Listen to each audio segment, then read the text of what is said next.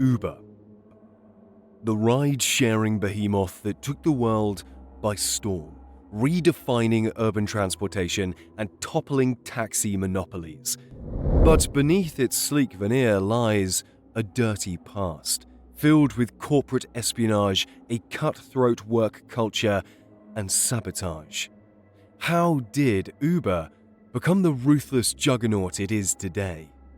On a cold winter night in 2009, the streets of San Francisco echoed with the distant hum of traffic and the impatient footsteps of two men in search of a ride.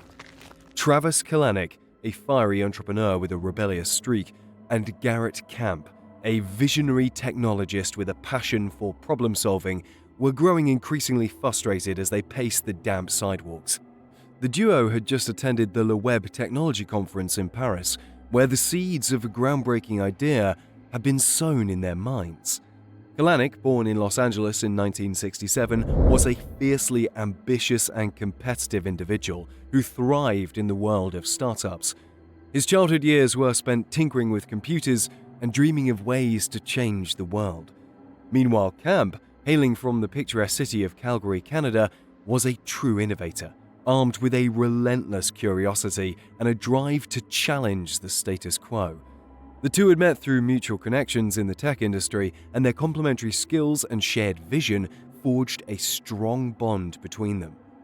As the men stood on that fateful San Francisco street corner, their shared frustration with the inefficiencies of traditional taxi services crystallized into a moment of inspiration. A vision began to take shape. A world where a simple tap on a smartphone could summon a luxurious private ride to one's doorstep in mere minutes. A world where the tyranny of scarce taxis and high costs would be but a distant memory. With a fervor that only true entrepreneurs possess, Kalanick and Camp set to work on bringing their idea to life. They toiled in dimly lit offices, surrounded by the buzz of computer screens and the intoxicating scent of freshly brewed coffee, and fueled by the knowledge that they were on the cusp of revolutionizing urban transportation. Their tireless efforts bore fruit in the form of a sleek, user-friendly smartphone app that allowed riders to request a private car at the touch of a button. The first incarnation of Uber, known as UberCab, launched in San Francisco on June 1st, 2010. And the response was nothing short of extraordinary. It was as if the city had been yearning for this very solution, and the people flocked to the service in droves.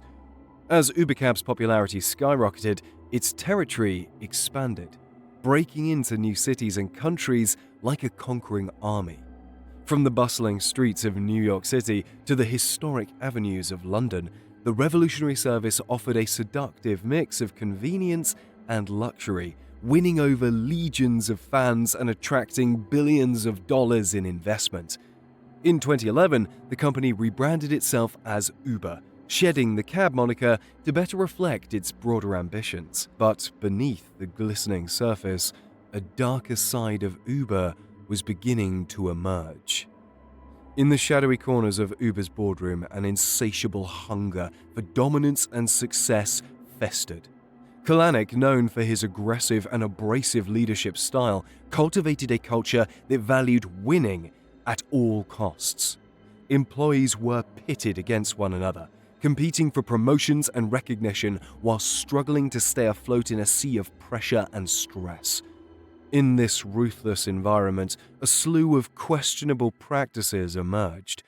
Uber's covert unit, known as the Special Projects Group, engaged in a myriad of underhand tactics to outmaneuver their competitors. One of their most infamous operations, dubbed Project Slog, involved a coordinated effort to sabotage Lyft, Uber's main rival, by booking and cancelling thousands of rides, effectively disrupting their service and luring drivers to defect. But the depths of Uber's ruthlessness didn't end there. The company even developed a sophisticated tool called Grayball to evade law enforcement and regulators in cities where their service was banned or restricted.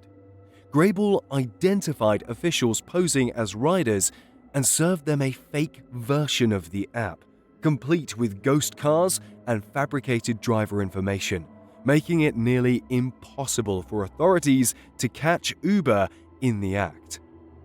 As Uber's empire continued to swell, a hidden epidemic of harassment, discrimination, and retaliation was festering within its ranks.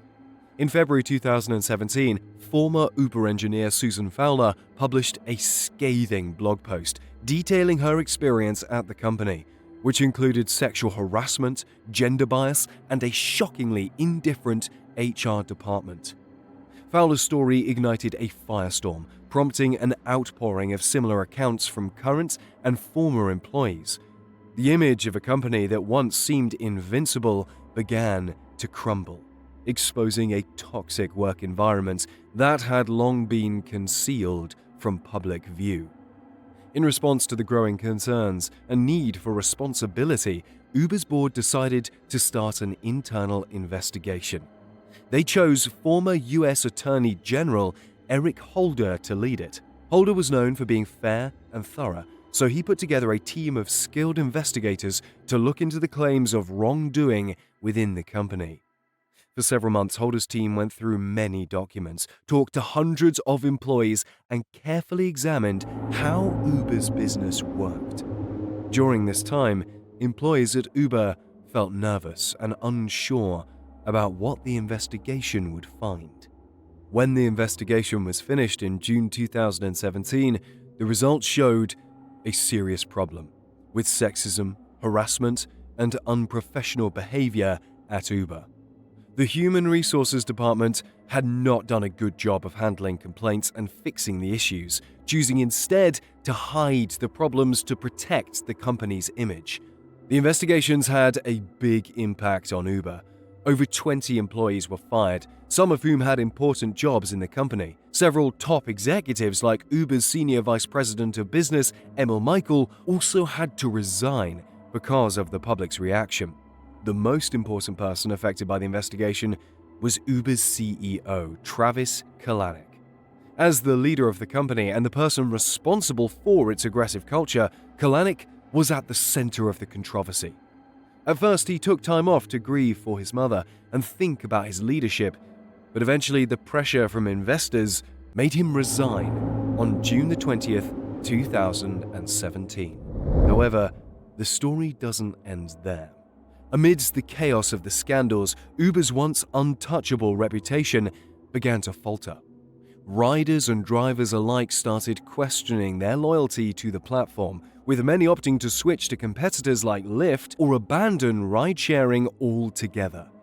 Investors, too, grew wary of the company's prospects, and the road to Uber's long-awaited IPO became increasingly uncertain. In a bid to salvage its tarnished image, Uber underwent a much-needed makeover. Under the leadership of new CEO Dara Khosrowshahi, the company embarked on a mission to rebuild trust and redefine its culture. This included implementing new policies and procedures to address harassment and discrimination, as well as efforts to improve the treatment of drivers who had long been underpaid and undervalued. But the scars left by Uber's dark past were not easily forgotten. Lawsuits, protests, and regulatory crackdowns continued to plague the company, and the question remained, could Uber ever truly escape the shadow of its sordid history? As the dust settled around Uber's string of controversies, a complex legacy emerged. On one hand, the company had irrevocably transformed urban transportation, challenging established norms and paving the way for a new era of innovation in the ride-sharing industry. On the other hand, its ruthless pursuit of power and disregard for ethics exposed the dark side of Silicon Valley's relentless ambition. The story of Uber is a reminder that unchecked ambition and a win-at-all-costs mentality can lead to devastating consequences. It's a stark warning to other disruptors and innovators to tread carefully, lest they too become consumed by the drive for success and lose sight of their humanity.